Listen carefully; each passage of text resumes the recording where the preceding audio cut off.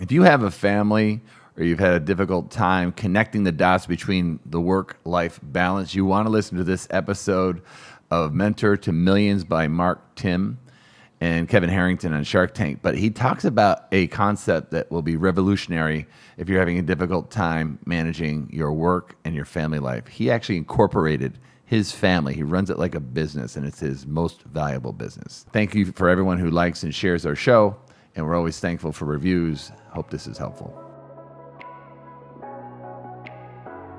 What I really needed was to recreate myself, which means to bring something new into the world that has never existed before.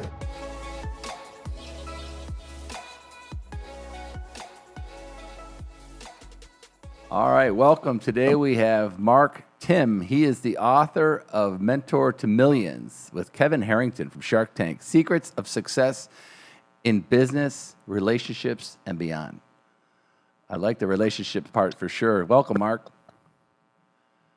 Hey, I'm so thankful to be here with you. Looking forward to rolling up our sleeves and diving in. Oh, awesome. I was doing a little looking around, and the first thing that popped off about you was you got 6 kids. I know you live out in Indiana, so managing your journey and talking about what brought you to writing this book, and we want to ask you a bunch of questions about the big ideas. Because one of the most common questions I get is, embedded in these ideas is, when you how do you pick a mentor, and if you're mentoring, the idea behind mentorship and getting it right. So talk to me about how you went from corporate America, family man, to doing what you're doing now.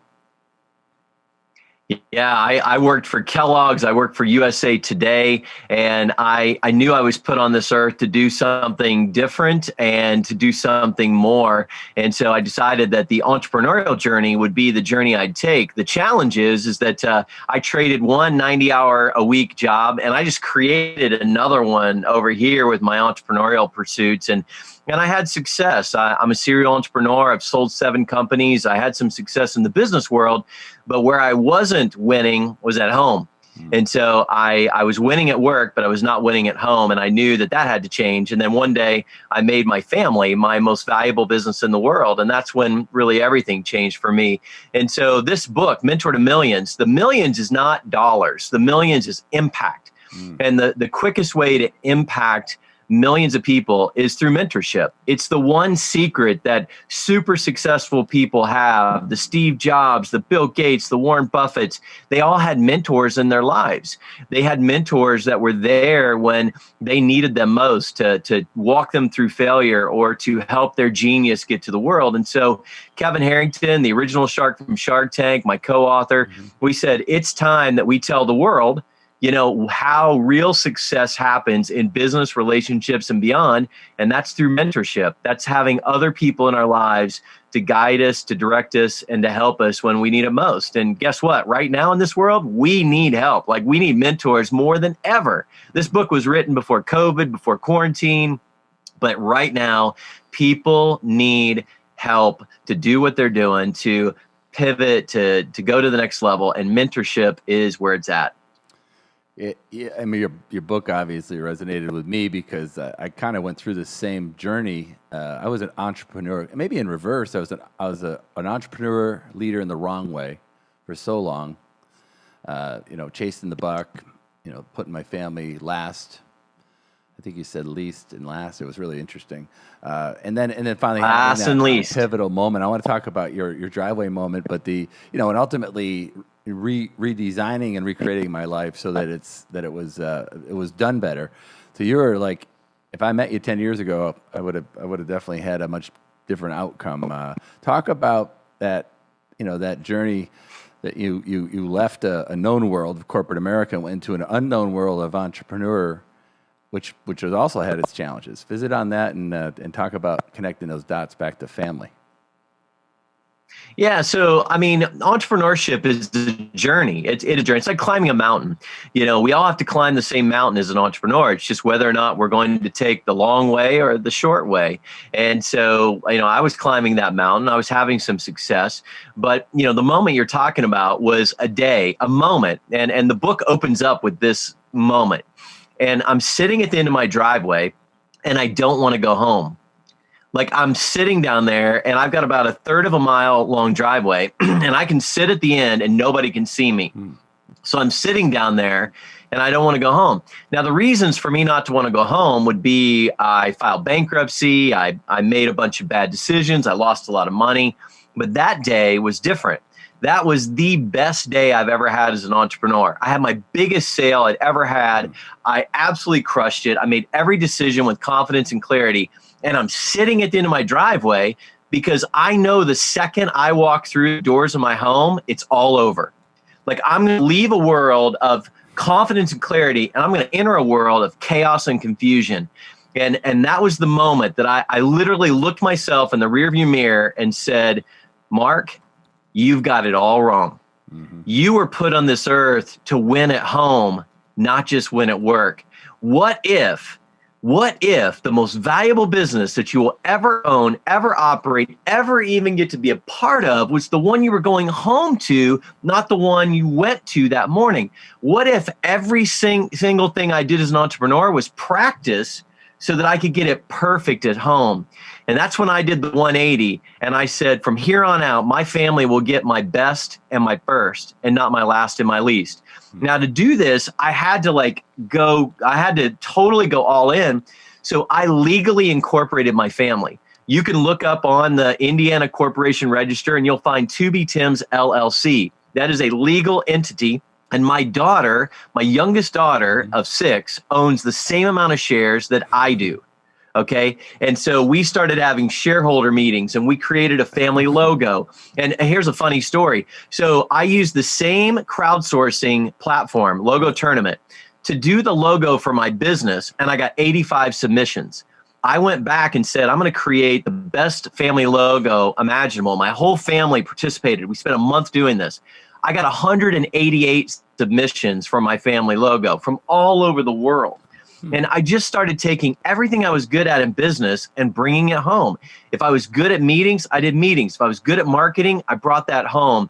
And over time and consistency, my family bought off and said, wait a minute, Dad means it. This is the most valuable business in the world. And we started acting like it as a family. And that's why my kids that are now young adults, okay, they've left my home. I've only got one left. They're now tackling the world. I mean, they've got so much plans for the world that they didn't have. They hated that I was an entrepreneur 7 years ago. I'm convinced my youngest daughter couldn't even spell it. And so, but they resented I was an entrepreneur. And today they would tell you they don't want their dad doing anything but being an entrepreneur, that they love it and that they have benefited from it. Now, here's the cool part. I still drive the same truck that I did that day. I still live in the same house. I'm still married to the same wife. I still have the same kids. The only thing that changed that day was me. And me. That was it. I'm the only thing that changed, but yet it changed everything for our entire family. Your board of directors wouldn't let you have a new car. You got to get approval. It's a family meeting, right? My kids started getting their driver's license. Man, Terrance, at one point in time, I had 7 cars in my driveway. It was insane. So yeah, I couldn't afford another car. That's so interesting anyway, idea. It's the right idea. Doing something the right way with everyone looks at they're building the perfect business. Of course, I don't know if you saw this, but now it's the fastest trend of new businesses happening. I guess our GDP report's coming out. It's going to be the records, and that doesn't mean we're being successful. It means we're making money. That doesn't translate a lot of times into success. A lot of times it translates, into other issues. But how do you make it happen? Like, that's an interesting idea, and on paper it looks great. How do you put it in play? What do you have got to cut out? Well, I mean, here's the deal. I believe if you're talking about the family business, I believe you just take an inventory. What are you good at in business? You can be that good at home. If you're good at, like, my businesses can't function if I don't have a regular staff meeting once a week. And so do you know that prior to that moment, my family had never had an on-purpose meeting ever? Like, we would sit around and have dinner or meet in the hallway, or what are you doing tomorrow? What are you doing tomorrow? I mean, a meeting where we said, why were we created? Like, what's our impact in the world? What was our family supposed to do? How are we going to impact our community? What's our purpose as a family? Like, who needs help inside of our family? And what happened was my kids got a voice, and more importantly, they got a vote. Because remember, I told you the shareholder structure.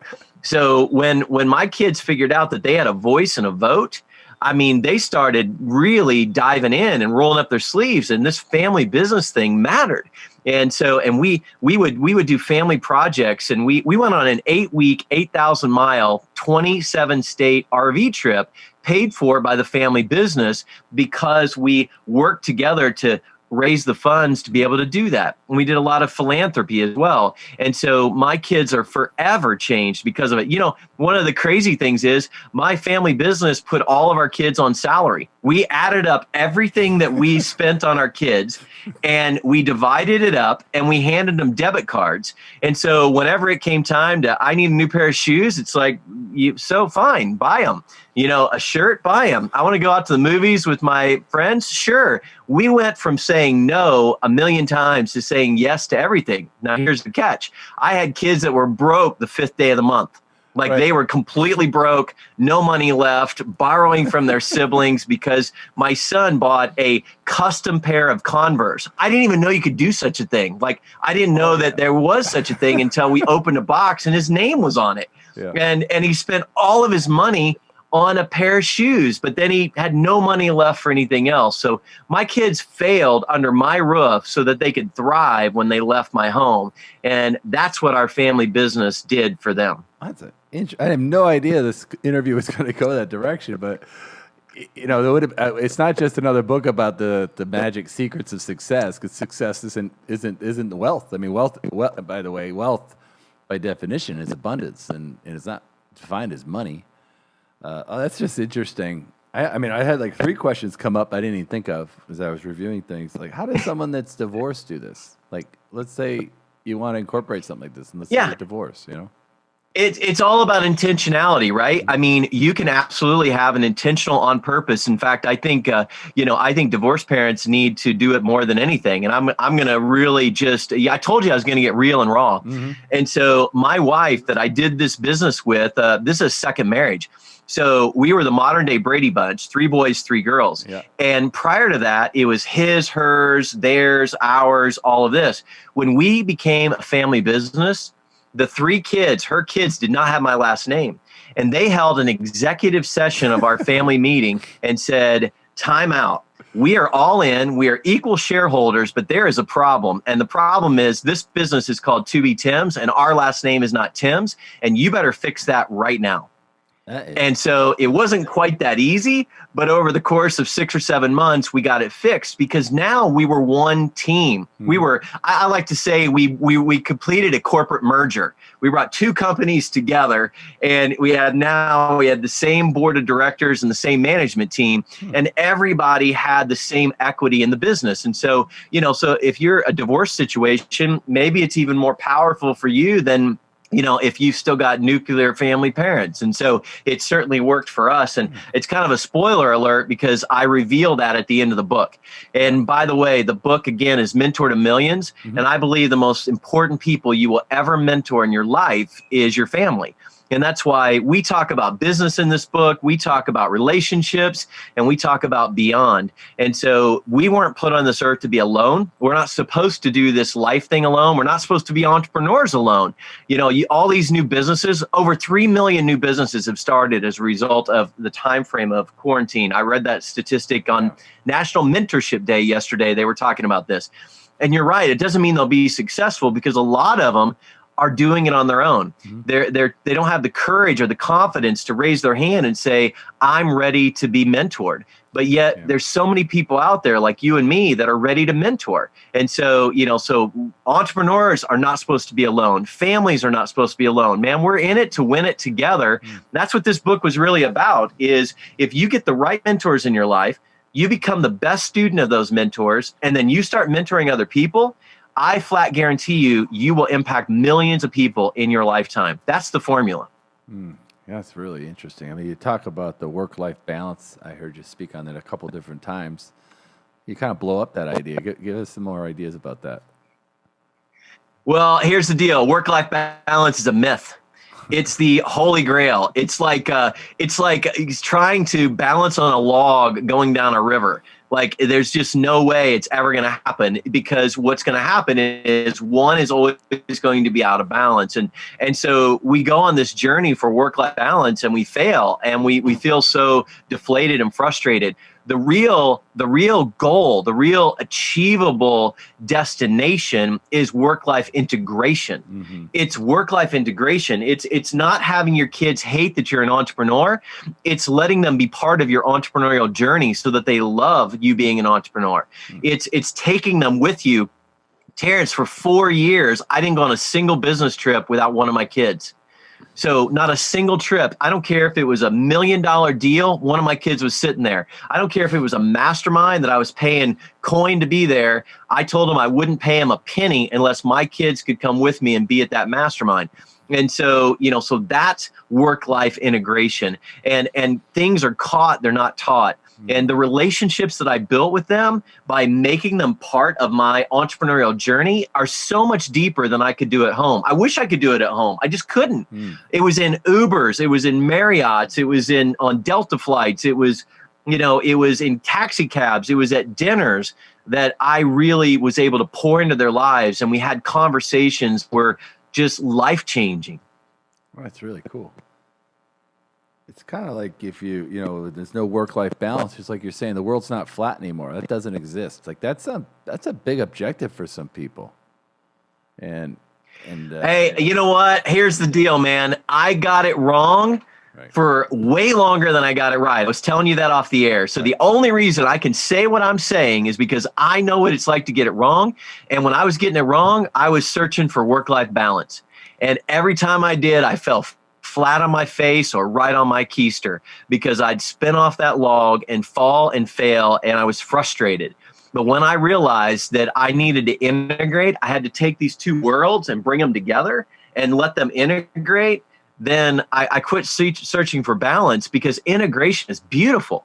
I mean, taking your kids on trips with you is beautiful. Making your family part of your entrepreneurial journey so that they want to be there and support you and encourage you instead of resent you is a beautiful thing. That's integration, not balance. And that's why I just don't believe in work-life balance. I think it's a myth, and I think you can spend your whole life chasing it and you'll never find it. But I think you can integrate your work and your life, and you can do it right now. I was reading how the word priority has been kind of evolved in its meaning over the last many years. It used to mean the one, right? Priority is prior, which means one, and then priorities is a plural word, like it means lots of different things. And it's kind of putting that family first. I'm curious about one more thing. I'm not sure whether or not this was in your board meeting, but how did you deal with social media as a family? Social media. Well, I thought you were going to ask me how I put family first.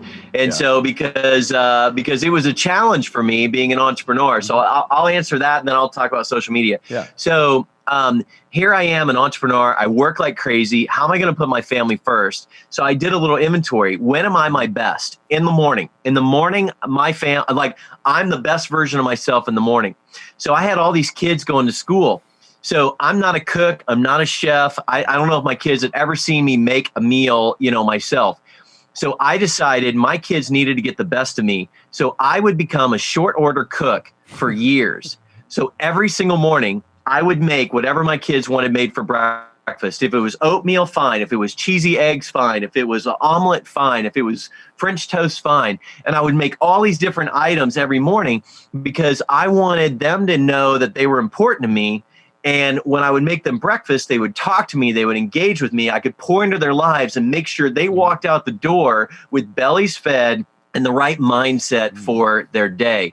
And that took massive commitment to do it. And I had to watch a lot of the Food Channel, and I had to, really, it was a long journey for me with the kids, but it was a way of me giving them my first and my best. And it made a huge difference in their life. As far as social media goes, social media, it's a slippery slope. At one point we're like getting upset with our kids because they're on social media all the time. But then we realized is that what an opportunity to learn and grow. And so we told them they could be on social media as long as we were on there with them. We had to be on their accounts and we had to be able to see what they were doing. It's just like the money example I gave you. My kids made horrible decisions with their money at first, and then they figured it out and they learned it. On social media, how are you going to help them, learn what's appropriate and what's not if they're not doing it under your roof? Right. And so it's so funny because I had this conversation with a young parent that we love very much, and they were banning their kids from social media until they were like 15. And I'm like, you're making the biggest mistake because they're going to just get better at hiding it from you, or they're going to make horrible mistakes whenever they're on their own. And so, so it was, it was a challenge, but it's one that I'd rather be in it to win it with them, learning with them, making mistakes with them, teaching them. The biggest mistake parents make today is not letting their kids fail. Like that is the number one mistake that parents make, is not letting them fail. Let them fail over and over and over while you can be there to help them up. One of the things we did, I assume you got a cell phone, right, Terrance? Oh yeah. And you had to sign a contract for that. But we hand out cell phones to our kids with nothing but just here, go, go find the world. Right. So we developed a contract for our kids. If I had to sign a cell phone with AT&T, then my kids had to sign a contract to get that phone. So when they screwed up, it was real easy. I'd just bring the contract and say, is that your name? Mm-hmm. Yeah, that's my name. And you remember these rules you agreed to? Yeah, I do. Hand me the phone. There was no arguing. There was no, they signed the piece of paper. Well, that's life, okay? You don't want your kids to learn what it's like to have a contract when they're out of your house. Let them fail under the contract when they're in your house. I just took business principles. I sign contracts all the time in business. What a shame if I don't teach my kids what it's like to have a contract. And why should I be fighting with them over the cell phone? If they can agree to these rules, they get a cell phone. If they can't, they don't have a cell phone. So it's real simple. It's a contract. That's life. A new category of entrepreneurial books. I've never read a lot of books. I've never heard this idea. Good for you. It's hard to go throughout life and not find the thing that someone else has already invented. Good for you. I really enjoy this. What are the big mistakes people make trying to do this, pull it off as a family? Yeah, it's consistency. See, in the beginning, my kids were like, "Oh, Dad's just going through a phase. Like, he'll never stick to this." And so, so if I didn't, I had to do those family shareholder meetings every Sunday night for years. And in the beginning, I had kids that I'd never seen do homework before in their life, and all of a sudden they had 5 hours of homework. Like they couldn't come to a family meeting. They were far too busy. They had too much homework. And so, but by the end, not only were they at the family meetings, but they were leading the family meetings. I was sitting in the chairs and they were up front leading the family meeting. And so that's the transition. So consistency is a big deal. And, and vulnerability, one of the things I thought my kids shouldn't see me fail. And so part of the reason, I had to put on this fake it till you make it front as an entrepreneur. Right. And so part of the reason I was failing at home was because I would have tough days as an entrepreneur and I would come home and fake it. But when I started getting real and I would come home and I would share with them, when things went tough or a deal went south, man, it was amazing how much they would step up and they would be there to, ask questions and want to be a part of it and want to help with this challenge. Families that are working at home for the first time and they've got kids running around, if they don't sit down and say, this is hard for me too. I want you to know that this is hard for mom or this is hard for dad. This is not easy. Then your family will show you a lot of empathy. It takes far more courage and strength to be vulnerable than it does to fake it. Yeah. And so, so that's the big thing I would say. Consistency, vulnerability are two of the big keys to pull this off at home. And then make sure that your family knows they have a voice and they have a vote. And if they do that, your family is capable of anything. And I believe every family was put on this earth to do something extraordinary. What a shame if you never figure out what that is. What is it for you, for your family? Yeah, for us, first and foremost, we're a faith-based family. And so, it really says it all in our mission statement: love God, live right, and lead all out. And if you break that down, the first one is faith. The second one is character. Live right means character. My daughter is applying to college, and she wrote her essay on a concept called CQ. You see, in our family, we taught CQ. All of our kids were born with an IQ.